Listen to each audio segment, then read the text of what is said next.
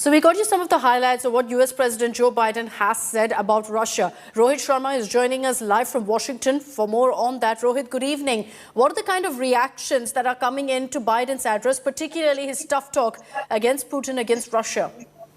I mean, it was always on the expected lines, to say, Akshita. Pretty much everybody knew, that Joe Biden is probably going to talk about sanctions and how they've been able to successfully isolate Russia. I think the biggest takeaway was the fact that the United States decided, to not allow Russia to use its airspace. I think that was something that was pretty much decided towards the later part of the evening. But apart from that, if you talk about reactions, there are a lot of reactions coming in. For Ukraine, I think it's pretty standard, but I think a lot of people are talking about how Joe Biden did not speak about inflation and how he did not talk about economy, and sort of started his speech with the crisis in Russia, which is what was expected of him to do. But essentially, he dedicated a lot of part of his speech talking directly to world leaders, to Vladimir Putin, and to the Ukrainian people. That's right. Largely, it did seem, Rohit, that this was along expected lines. No big move per se. It was pretty much a predictable script with regards to Russia, at least. And especially the fact that Biden confirmed that there will be no American boots on ground in Ukraine. They'll defend the NATO allies. They'll stop there. Yeah, and I think that has been, the White House has been saying that, not now. I mean, they've been saying this for the past 3-4 weeks, at least a month, that America would not want to get into a direct conflict with the Russians. Now, apart from that, I think another thing, and which kind of was the highlight, was the fact that, Joe Biden highlighted that there are 30 plus countries that are working together to isolate Russia. Now, as far as, providing support to Ukraine, we definitely are seeing, sanctions are working. But apart from that, the intelligence community in the U.S. are pretty excited and happy, if I have to say this, because they have been able to sort of, provide the stiff resistance against the Russians. And they've been really successful with working with the Ukrainian army, which is what we have seen, and sort of have thwarted the Russian president's plan. So I think as far as, from America, the support to Ukrainian government, to their army will continue in terms of intelligence and weaponry, but definitely no boots on the ground.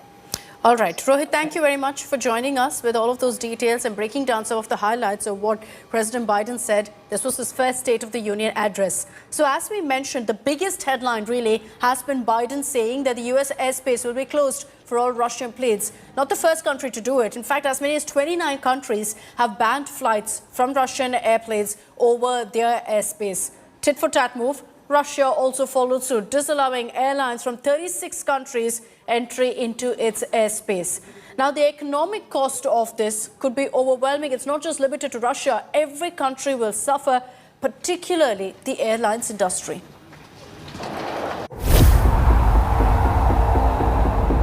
Just when the airlines industry was structuring a revival from the pandemic, the latest economic war between the West and Russia is seeing it hit a major air pocket. In a tit-for-tat move, European countries, Canada as well as Russia have banned each other's flights over their airspace. A look at this screen grab from the flight tracking app Flight Radar 24 shows just how effective the airspace restrictions are. Flight traffic over Russia is a fraction of what it used to be. Dozens of flights have been cancelled. Hundreds have been rerouted, adding miles to their routes, hours to their flight time, and a massive amount to their fuel bills.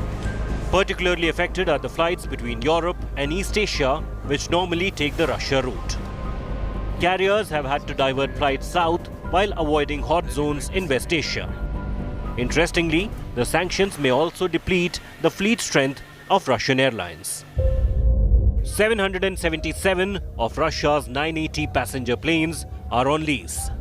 Of these, 515 are from foreign aviation lessors. Not only have the lessors recalled their aircraft, they have little chance of being paid the monthly installments because of the sanctions. The biggest impact, however, will be felt by the already stretched supply chains across the globe. COVID had already slowed and disrupted cargo movement, and the fresh sanctions will hit the sector ever more.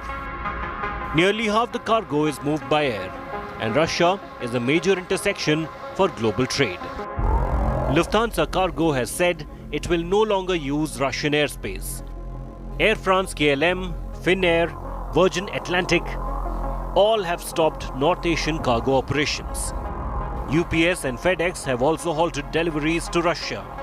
According to an estimate, airlines responsible for moving around 20% of air cargo are affected by the bans. Air freight charges, which were higher by 70% on year in January, are expected to rise even further. Curiously, the US is still to restrict its airspace to Russian flights. It has, however, already asked its citizens to leave Russia immediately. Bureau Report, India Today.